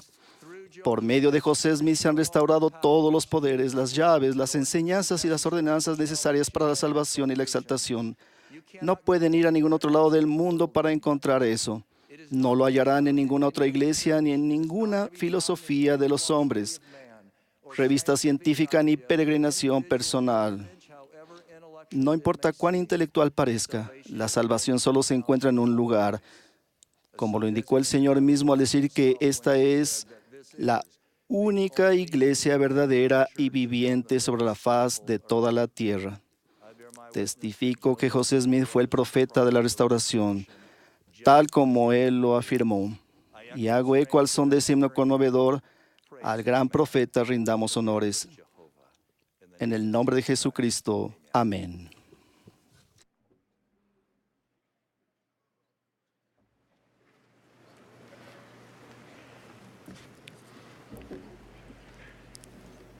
En respuesta a una consulta del profeta José Smith, el Señor le dijo lo siguiente: y nadie puede ayudar en la obra a menos que sea humilde y lleno de amor, y tenga fe, esperanza y caridad, y sea moderado en todas las cosas, cualesquiera que le fueren confiadas. El precepto de ser moderado se aplica a todos nosotros. ¿Qué es la moderación y por qué quiere el Señor que seamos moderados? Una forma limitada de definirlo sería que es control en cuanto a comida y bebida. Es cierto que ese significado sería una buena norma para obedecer la palabra de sabiduría.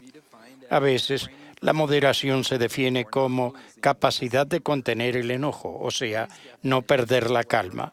Pero esas definiciones son solo un fragmento del uso de la palabra que hacen las Escrituras. En el sentido espiritual, la moderación es un atributo divino de Jesucristo y Él desea que todos lo desarrollemos.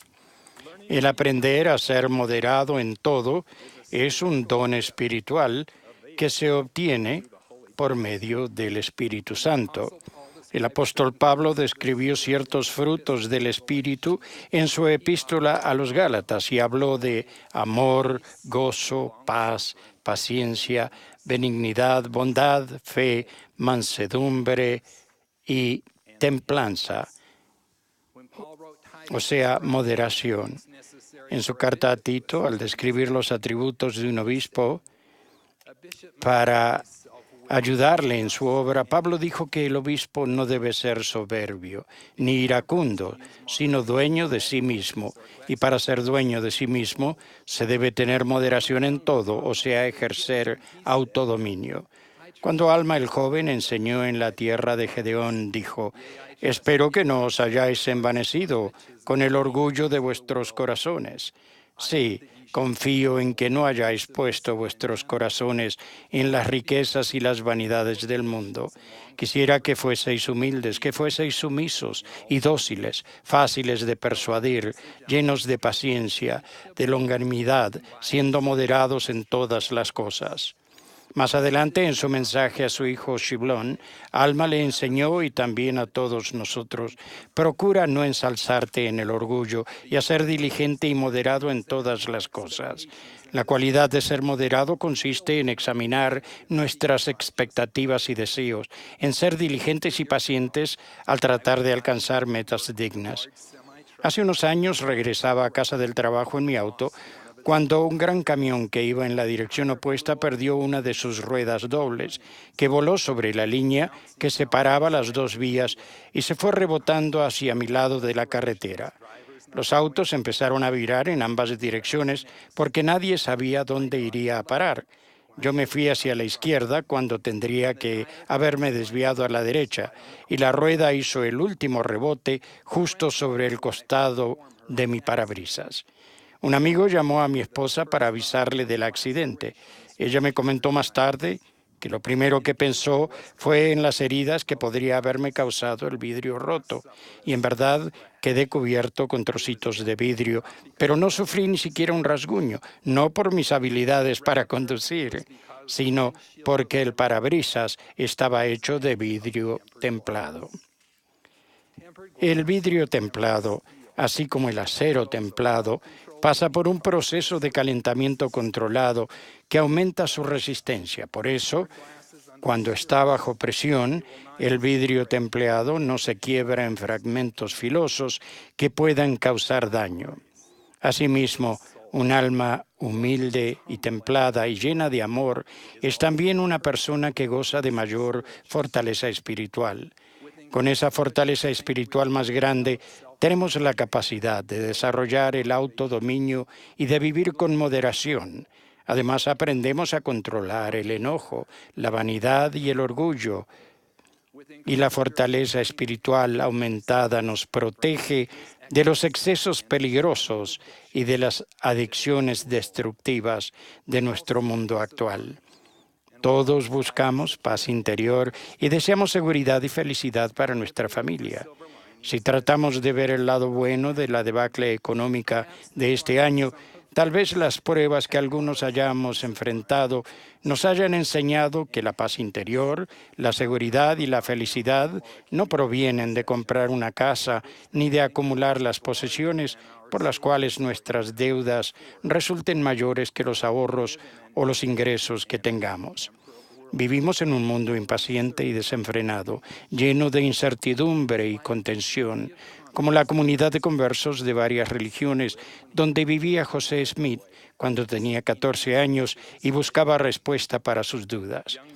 José comentó toda esa buena voluntad del uno para con el otro, si es que alguna vez la abrigaron, se había perdido completamente en una lucha de palabras y contienda de opiniones. La seguridad que queremos para nuestra familia se obtiene aprendiendo autodominio, evitando los excesos del mundo y siendo moderado en todo. La paz interior proviene de una fe en Jesucristo fortalecida. La felicidad se consigue siendo diligente en guardar los convenios hechos en el bautismo y en los templos santos del Señor. ¿Qué ejemplo mejor de templanza o moderación podemos tener que el de nuestro Salvador Jesucristo? Cuando sintamos el corazón agitado por el enojo debido a la contención, recordemos que el Salvador enseñó que debemos arrepentirnos y volvernos como un niño pequeñito. Debemos reconciliarnos con nuestro hermano y venir a Cristo con íntegro propósito de corazón. Cuando los demás sean desagradables, recordemos lo que Jesús enseñó, pero mi bondad no se apartará de ti. Cuando nos enfrentemos con aflicciones, lo que Él dijo fue, ten paciencia en las tribulaciones, no ultrajes a los que ultrajan. Gobierna tu casa con mansedumbre y sé constante. Cuando nos opriman, podemos recibir consuelo al saber que Él fue oprimido y afligido, pero no abrió su boca. Y que ciertamente Él ha llevado nuestros pesares y sufrido nuestros dolores. Cuando Jesucristo, el más grande de todos, sufrió por nosotros hasta el punto de sangrar por cada poro, no expresó enojo ni insultos, con autodominio, templanza sin par. No pensó en sí mismo, sino en ustedes y en mí. Y luego, con humildad y lleno de amor, dijo, sin embargo, gloria sea al Padre. Bebí y acabé mis preparativos para con los hijos de los hombres. Durante este año, he tenido el privilegio de testificar de la realidad de nuestro Salvador y de la restauración del Evangelio a santos y a amigos por toda Asia. La mayoría son la primera generación de santos de los últimos días y viven en lugares donde la iglesia es muy nueva. La jornada que recorren en su medio nos recuerda la que experimentaron los primeros santos de los últimos días de tiempos pasados. En ese maravilloso mundo tan diverso de Asia, donde los miembros de la Iglesia de Jesucristo son una mínima fracción de 1% de la población, he obtenido un aprecio mayor por el atributo cristiano de la moderación. Amo y honro a esos santos que me han enseñado, por el ejemplo, lo que es ser humilde y lleno de amor, moderados en todas las cosas que se les confíen. Por medio de ellos, he llegado a comprender mejor el amor de Dios por todos sus hijos. Dejo mi testimonio de que nuestro Redentor vive y que su divino don de la moderación está a disposición de cada uno de los hijos de Dios. En el nombre de Jesucristo. Amén.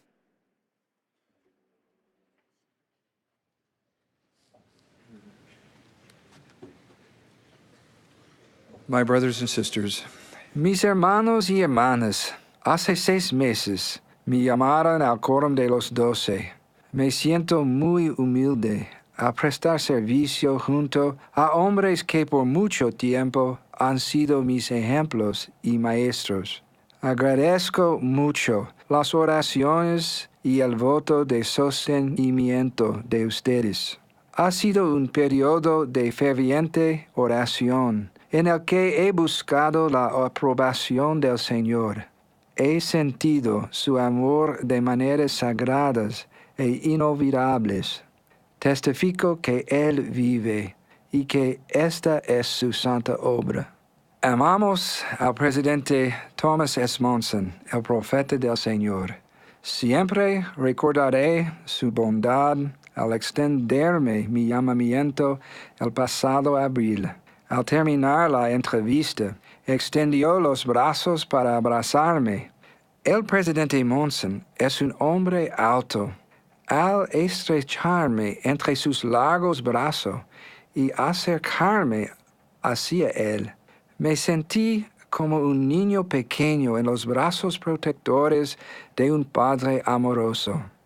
Desde que ocurrió esa experiencia, he pensado en la invitación del Señor de venir a Él y de que nos estreche espiritualmente en sus brazos. Él dijo, «He aquí mis brazos de misericordia se extienden hacia vosotros, y a cualquiera que vengan, yo lo recibiré, y benditos son los que vienen a mí». En las Escrituras se habla de sus brazos abiertos, extendidos, y que nos envuelven. Se describen como poderosos y santos, brazos de misericordia, brazos de seguridad, brazos de amor, extendidos todo el día. Todos hemos sentido hasta cierto punto esos brazos espirituales rodeándonos. Hemos sentido su perdón, su amor y su consuelo. El Señor ha dicho, «Yo soy el que os consuela». El deseo del Señor de que vayamos a Él y estemos envueltos en sus brazos, con frecuencia es una invitación a arrepentirnos. He aquí, Él invita a todos los hombres, pues a todos ellos se extienden los brazos de misericordia, y Él dice, arrepentíos y os recibiré. Cuando pecamos, nos alejamos de Dios. Cuando nos arrepentimos, volvemos a Dios. La invitación a arrepentirnos rara vez es una reprimenda. Es más bien un pedido de que nos demos vuelta y volvamos hacia Dios. Es el llamado de un Padre amoroso y de su Hijo unigénito a que seamos más de lo que somos, que alcancemos un nivel de vida mejor, que cambiemos y que sintamos la felicidad que proviene de guardar los mandamientos. En calidad de discípulos de Cristo, nos regocijamos en la bendición de arrepentirnos y en el gozo de ser perdonados. Llega a ser parte de nosotros, moldeando nuestra forma de pensar y de sentir. Entre las decenas de miles de personas que escuchan esta conferencia, hay muchos grados de dignidad y de rectitud personal. Sin embargo, el arrepentimiento es una bendición para todos. Cada uno de nosotros necesita sentir los brazos de misericordia del Salvador mediante el perdón de nuestros pecados.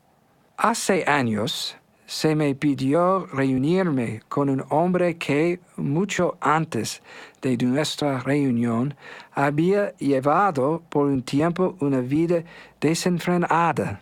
Por sus malas decisiones, perdió el derecho de ser miembro de la iglesia.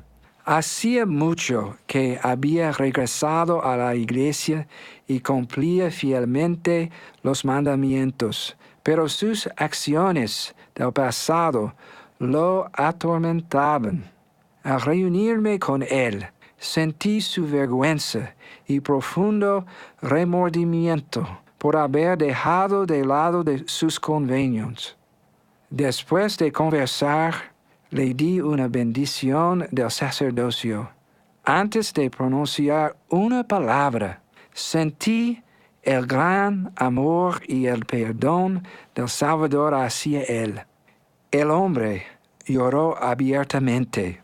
Nos abrazamos después de la bendición y me maravillé ante los brazos del Salvador, llenos de misericordia y amor que envuelven al arrepentido, sin importar el egoísmo del pecado que abandonó. Testifico que el Salvador puede perdonar nuestros pecados y está ansioso por hacerlo, excepto por aquellos que escogen la vía de la perdición luego de haber conocido la plenitud. No hay pecado que no se pueda perdonar. Qué gran privilegio es apartarnos de nuestros pecados y venir a Cristo. El perdón divino es uno de los frutos más dulces del Evangelio, que quita el remordimiento y el pesar de nuestro corazón y lo reemplaza con regocijo y tranquilidad de conciencia. Jesús declara: ¿No os volveréis a mí ahora, y os arrepentiréis de vuestros pecados y os convertiréis para que yo os sane? Algunos de los que escuchan hoy tal vez necesitan un gran cambio en el corazón para afrontar pecados serios. Tal vez sea necesaria la ayuda de un líder del sacerdocio. Para la mayoría, el arrepentimiento es sereno y privado, buscando la ayuda del Señor a diario para realizar los cambios necesarios. Para la mayoría, el arrepentimiento es una jornada, no un acontecimiento de una sola vez. No es fácil. Cambiar es difícil. Requiere ir contra el viento, nadar contra la corriente. Jesús dijo: si alguno quiere venir en pos de mí, niéguese a sí mismo y tome su cruz y sígueme. Arrepentirse significa apartarse de cosas como la deshonestidad, el orgullo, la ira, los pensamientos impuros, y recurrir a cosas como la bondad, el desinterés, la paciencia y la espiritualidad. Es volver hacia Dios. Al darnos cuenta de que necesitamos cambiar, sufrimos por la tristeza que hemos causado. Eso conduce a una confesión sincera al Señor y, cuando es necesario, a los demás. Cuando es posible, restituimos lo que hemos dañado o hurtado indebidamente. El arrepentimiento se convierte en parte de nuestra vida cotidiana. Tomar la Santa Cena todas las semanas es de suma importancia. Venir sumisa y humildemente ante el Señor, reconocer nuestra dependencia de Él, pedirle que nos perdone y nos renueve, y prometerle que siempre le recordaremos. Algunas veces al arrepentirnos, al esforzarnos a diario para llegar a ser más como Cristo, nos encontramos luchando con las mismas dificultades. Es como subir una montaña cubierta de árboles. A veces no vemos que hemos avanzado hasta que llegamos cerca de la cima y miramos hacia abajo desde la cumbre. No se desanimen. Si están esforzándose y tratando de arrepentirse, están en el proceso de arrepentirse. Al mejorar, vemos con más claridad y sentimos al Espíritu Santo actuar con más fuerza dentro de nosotros. A veces nos preguntamos por qué recordamos nuestros pecados mucho después de haberlos abandonado.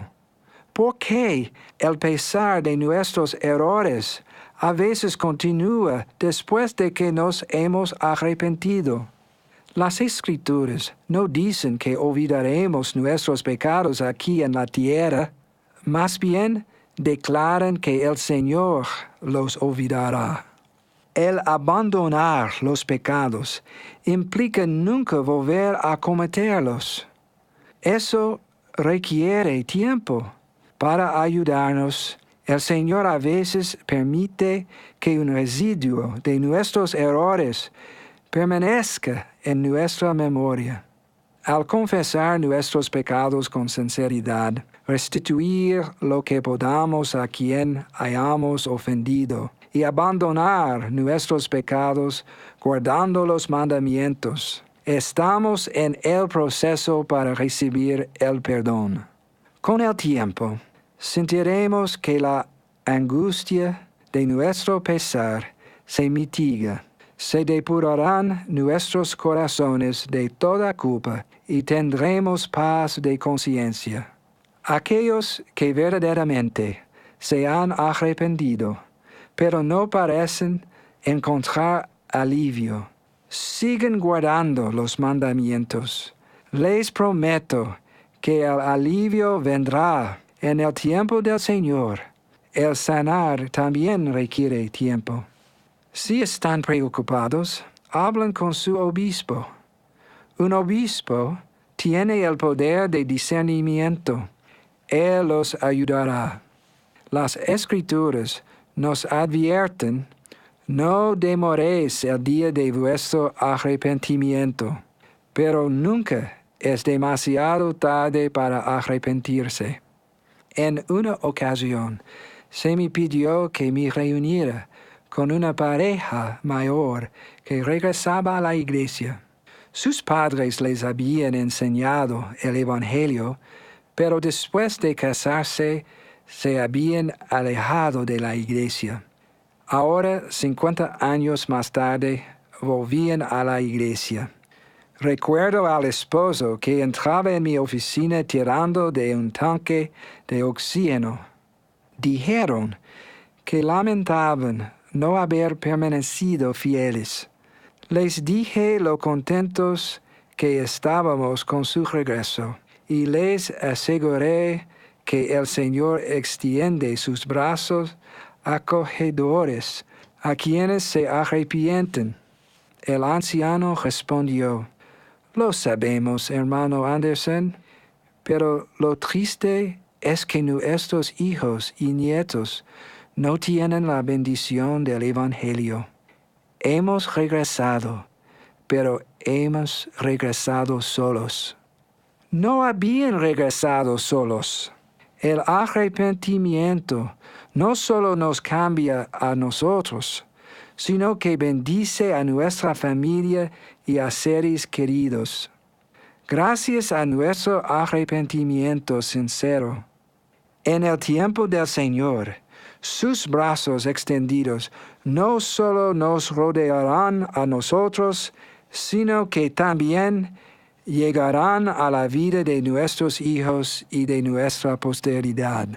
El arrepentimiento siempre implica que hay mayor felicidad por delante.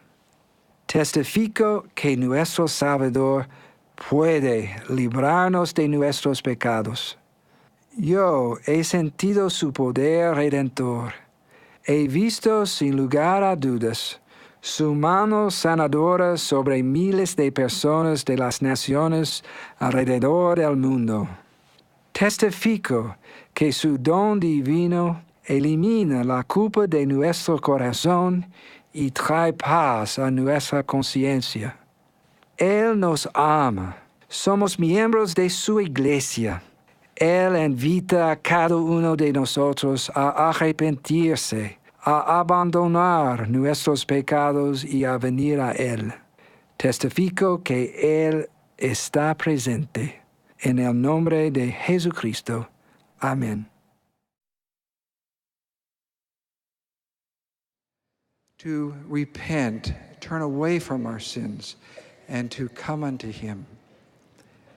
I witness that He is there in the name of Jesus Christ. Amen.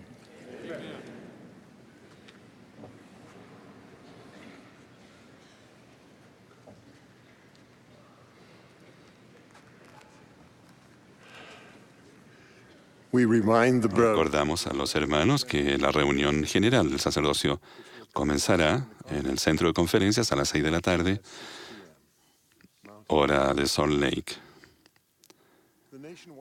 La transmisión del programa del Coro del Tabernáculo se emitirá el domingo desde las 9:30 a las 10 de la mañana, hora de Salt Lake. La sesión de la conferencia correspondiente al domingo por la mañana comenzará inmediatamente después. Agradecemos al coro por la bella música que nos ha brindado esta tarde. El presidente Boyd K. Packer, presidente del Quórum de los 12 Apóstoles, será el último orador de esta sesión. Tras sus palabras, el coro cantará «Yo sé que vive mi Señor». Después del himno, el elder Robert S. Wood, que esta misma tarde ha sido relevado como miembro de los 70, ofrecerá la última oración.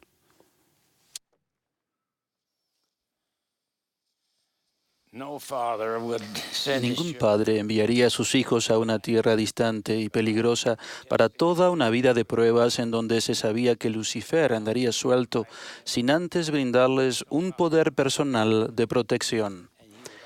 Él también les daría los medios para comunicarse con Él de padre a hijo y de hijo a padre. A todo hijo de nuestro Padre enviado a la tierra se le da el Espíritu de Cristo o la luz de Cristo. A ninguno de nosotros se nos deja aquí solos, sin esperanza de guía ni redención. La restauración se inició con la oración de un jovencito de 14 años y una visión del Padre y del Hijo. Así comenzó la dispensación del cumplimiento de los tiempos. La restauración del Evangelio trajo consigo el conocimiento de la existencia preterrenal. Por las Escrituras sabemos acerca del concilio de los cielos y de la decisión de enviar a los hijos y a las hijas de Dios a la tierra para recibir un cuerpo y ser probados. Somos hijos de Dios. Tenemos un cuerpo de espíritu que por ahora se alberga en un tabernáculo terrenal de carne. En las Escrituras dice, ¿no sabéis que sois templo de Dios y que el Espíritu de Dios mora en vosotros? Como hijos de Dios sabemos que formamos parte de su gran plan de felicidad. Sabemos que hubo una guerra en los cielos y que Lucifer y los que le siguieron fueron expulsados sin poseer un cuerpo. Satanás, la serpiente antigua, sí, el diablo, se rebeló contra Dios y procuró usurpar el reino de nuestro Dios y su Cristo. Por tanto, les hace la guerra a los santos de Dios y los rodea por todos lados. Se nos dio nuestro albedrío y debemos usarlo con sabiduría y permanecer cerca del Espíritu. De otro modo, nos encontraremos de manera imprudente cediendo a la tentación del adversario. Sabemos que mediante la expiación de Jesucristo podemos ser limpios de nuestros errores y nuestro cuerpo terrenal será restaurado a su forma perfecta en la resurrección. Pues he aquí a todo hombre se da el Espíritu de Cristo, para que sepa discernir el bien del mal. Por tanto, os muestro la manera de juzgar, porque toda cosa que invita a hacer lo bueno y persuade a creer en Cristo es enviada por el poder y el don de Cristo, por lo que sabréis, con un conocimiento perfecto que es de Dios. Existe una manera perfecta de comunicación por medio del Espíritu, porque el Espíritu todo lo escudriña, aún lo profundo de Dios. Después del bautismo en la Iglesia de Jesucristo de los Santos de los Últimos Días, sigue una segunda ordenanza, la imposición de manos para comunicar el don del Espíritu Santo. Esa dulce y apacible voz de inspiración llega más como un sentimiento que como un sonido.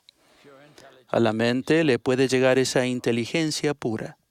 El Espíritu Santo se comunica con nuestro espíritu por la mente más que por medio de los sentidos físicos. Esa guía se presenta como pensamientos, sentimientos, susurros e impresiones. Podemos sentir las palabras de la comunicación espiritual más que oírlas y verlas con ojos espirituales en vez de mortales. Durante muchos años serví en el Quórum de los 12 Apóstoles con el elder Legrand Richards, quien murió a los 96 años.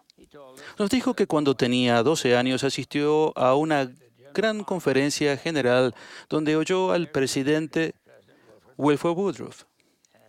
El presidente Woodruff relató una experiencia en la que tuvo una impresión del Espíritu. La primera presidencia lo había enviado a congregar a todos los santos de Dios en Nueva Inglaterra, en el este, y Canadá también, y a traerlos a Sion. Se detuvo en Indiana, en casa de uno de los hermanos, y dejó su carruaje en el patio donde él, su esposa y uno de los hijos se acostaron, mientras que el resto de la familia dormía dentro de la casa. Al poco rato de haberse acostado, el Espíritu le susurró, advirtiéndole: «Levántate y mueve tu carruaje». Entonces se levantó y lo movió a cierta distancia. Al volver a acostarse, el Espíritu le volvió a hablar: «Ve y mueve las mulas lejos de ese roble». Lo hizo, y entonces se volvió a acostar. A los 30 minutos vino un tornado que partió el tronco en el que habían estado amarradas las mulas, lo echó abajo y lo arrastró unos 100 metros atravesando 2 cercas. El enorme tronco, que era de 1,5 metros de ancho, cayó exactamente en el lugar donde había estado su carruaje. Por haber escuchado las impresiones del Espíritu, el elder Woodruff había salvado su vida y la de su esposa e hijo. Ese mismo Espíritu puede susurrarles a ustedes y protegerlos. Cuando se me llamó a ser autoridad general hace unos 50 años, vivíamos en una pequeña parcela en el valle de Utah, la que considerábamos nuestra granja, y teníamos una vaca, un caballo, gallinas y muchos niños. Un sábado, tenía que ir al aeropuerto para salir en un vuelo a California y asistir a una conferencia de estaca, pero la vaca estaba por parir y tenía dificultades. El becerro nació, pero la vaca no podía ponerse de pie. Llamamos al veterinario y no tardó en llegar. Dijo que la vaca se había tragado un alambre y que moriría al concluir el día. Anoté el teléfono de las empresas de productos derivados de animales y le pedí a mi esposa que los llamara para que fueran a llevarse la vaca tan pronto muriera. Antes de irme, hicimos una oración en familia. La hizo nuestro pequeño hijo, después que le hubo pedido a nuestro Padre Celestial que bendijera a su papi en sus viajes y al resto de la familia. Expresó una sincera súplica y dijo: «Padre Celestial, por favor bendice a Bossy, nuestra vaca, para que se mejore». En California, relaté el incidente y dije: «El niño tiene que aprender que no recibimos todo lo que pedimos tan fácilmente». Es cierto que se aprendió una lección, pero fui yo el que la aprendí, no mi hijo. Cuando regresé el domingo por la noche, Bossy se encontraba mejor. Este proceso no está reservado únicamente para los profetas. El don del Espíritu Santo funciona igualmente con los hombres, las mujeres e incluso con los niños. En este maravilloso don y poder es donde se encuentra ese remedio espiritual para cualquier problema. Y ahora bien, Él comunica su palabra a los hombres por medio de ángeles. Sí, no solo a los hombres, sino a las mujeres también. Y esto no es todo. Muchas veces les son dadas a los niños palabras que confunden al sabio y al erudito. El Señor tiene una manera de instilar conocimiento en nuestra mente para darnos impresiones y guiarnos, enseñarnos, corregirnos y advertirnos. Él dijo: «Sí, he aquí hablaré a tu mente y a tu corazón, por medio del Espíritu Santo que vendrá sobre ti y morará en tu corazón». Y Enos registró: «Y mientras así me hallaba luchando en el Espíritu, he aquí la voz del Señor de nuevo penetró mi mente». Ustedes pueden saber lo que tienen que saber. Oren para recibir esa inspiración y permanezcan dignos de recibirla. Mantengan ese canal, la mente, limpio y puro del caos del mundo. El elder Graham Doxey, que sirvió en el Quórum de los 70, me contó de una experiencia. Su madre, que más tarde fue consejera de la Presidencia General de la Sociedad de Socorro, también me la relató. Durante la Segunda Guerra Mundial, él prestaba servicio en la Marina, estando apostado en China. Él y varios compañeros fueron en tren a la ciudad de Tientsin para distraerse. Después abordaron otro tren para regresar a la base. Pero después de más de una hora, el tren siguió rumbo al norte. Habían tomado el tren equivocado. No hablaban chino. Así que tiraron del cordón de emergencia y detuvieron el tren. Los bajaron en un lugar desierto, sin nada que hacer más que caminar de regreso a la ciudad. Después de caminar un rato, encontraron un vagoncito ferroviario propulsado a mano con una palanca. Pronto lo pusieron en los rieles y empezaron a avanzar, moviendo la palanca. El carrito se deslizaba hacia abajo, pero ellos tenían que ir cuesta arriba. Al llegar a una pendiente, se subieron al carrito, pero empezaron a ir cuesta abajo. Graham había sido el último en subirse y le tocó ir al frente del carrito. Corrió como pudo y por fin logró subirse, pero al hacerlo, se resbaló y cayó. Entonces su espalda golpeaba sobre las vías, pero seguía aferrado con sus pies. El pequeño vagón aumentaba la velocidad y entonces escuchó la voz de su madre que decía, «Bud, ten cuidado». Bud llevaba puestas unas pesadas botas militares. Entonces el pie se le resbaló y la gruesa suela de la bota quedó atrapada en el engranaje de una rueda. Eso hizo que el pequeño vagón se detuviera. Sus padres, que en ese momento presidían la misión de los estados centrales del este, dormían en su habitación. La madre se sobresaltó a las 2 de la mañana y despertó a su esposo. Le dijo, «Bud está en problemas». Así fue que se arrodillaron al lado de la cama y oraron por su hijo. En la próxima carta que él recibió decía, «Bud, ¿qué sucede? ¿Qué te pasó?». Luego les escribió para contarles lo ocurrido, y cuando compararon las horas en el preciso momento en que él iba literalmente rebotando sobre los rieles, sus padres estaban arrodillados en el hotel orando por su protección. Esas experiencias de inspiración y oración no son algo fuera de lo común en la iglesia. Son parte de la revelación que nuestro Padre Celestial nos da. Una de las herramientas más eficaces del adversario es convencernos de que ya no somos dignos de orar. No importa quiénes sean ustedes o lo que hayan hecho, siempre pueden orar. El profeta José Smith prometió que todos los seres que tienen cuerpos tienen dominio sobre los que no los tienen. Cuando sobrevenga la tentación, inventen en su mente una tecla para suprimirla o eliminarla. Tal vez las palabras de un himno favorito. La mente está en control, el cuerpo es el instrumento de la mente. Cuando un pensamiento indigno se quiera meter con fuerza en la mente, opriman esa tecla. La música digna es poderosa y puede ayudarlos a controlar sus pensamientos. Cuando a Oliver Cowdery no le fue posible traducir, el Señor le dijo, «He aquí, no has entendido. Has supuesto que yo te lo concedería cuando no pensaste sino en pedirme. Pero he aquí, te digo que debes estudiarlo en tu mente. Entonces has de preguntarme si está bien, y si así fuere, haré que tu pecho arda dentro de ti. Por tanto, sentirás que está bien. Mas si no estuviere bien, no sentirás tal cosa». Este principio ilustra el relato, o se ilustra en un relato de una niña disgustada con su hermano que había construido una trampa para atrapar gorriones. Al no poder encontrar ayuda, se dijo a sí misma, «Bien, voy a orar sobre eso».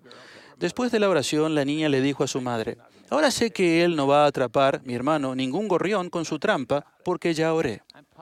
Estoy segura de que no atrapará ningún gorrión». La madre le preguntó, «¿Pero por qué estás tan segura?». Y ella respondió, «Después que oré sobre eso, salí e hice añicos la vieja trampa con una patada».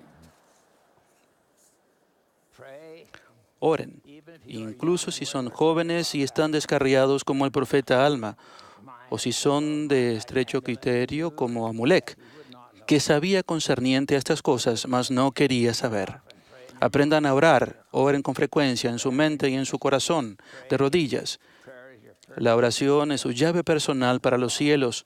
La cerradura está del lado suyo del velo. He aprendido a terminar mis oraciones con esta frase, «Hágase tu voluntad».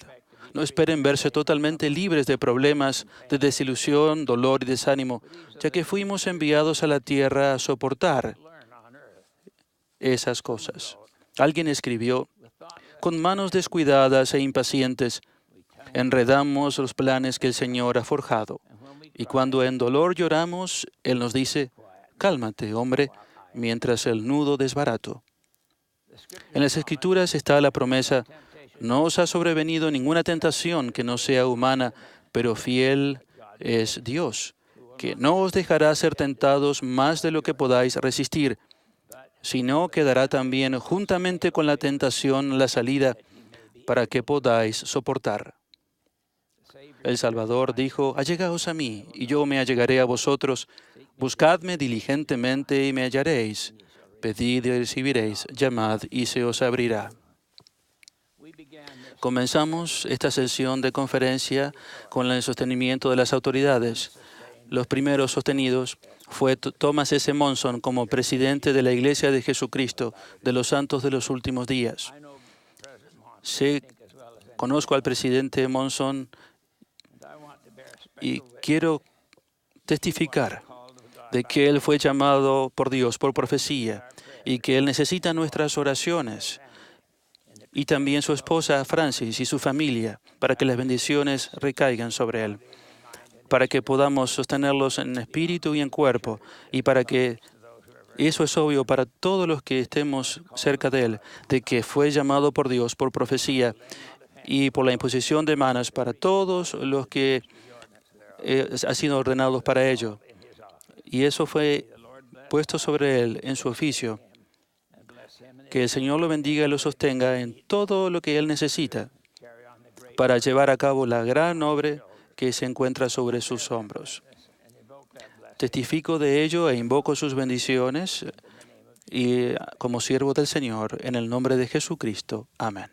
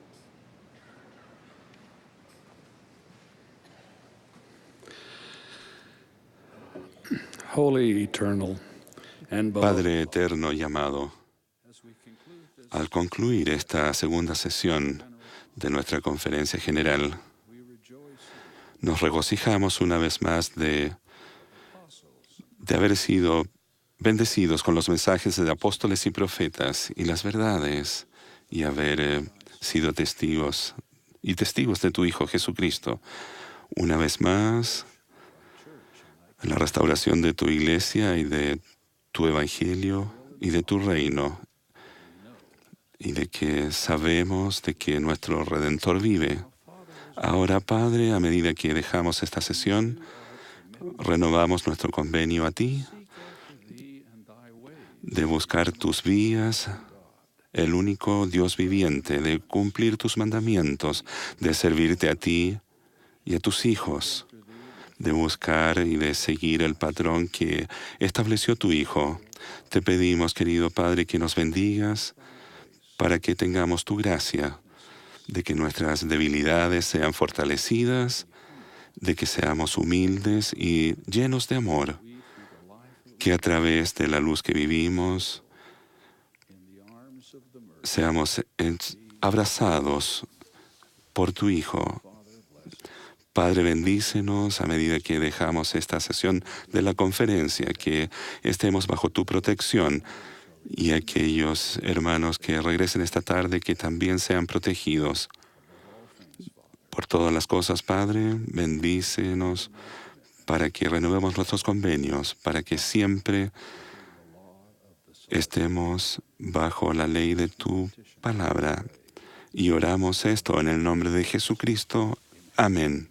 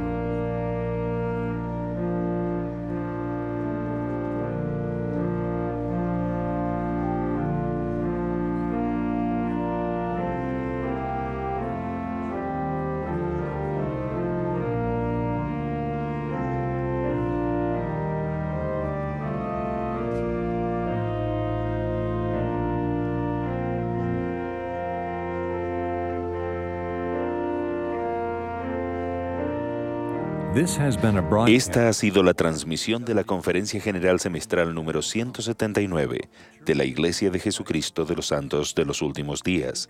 Los oradores fueron seleccionados de entre las autoridades generales y los oficiales generales de la Iglesia. La música estuvo a cargo de un coro combinado de estacas de Bountiful y Farmington, Utah. Esta transmisión se proporcionó como un servicio público de Bonneville Communications. Queda prohibida cualquier reproducción, grabación, transcripción u otro uso de este programa sin el debido consentimiento por escrito.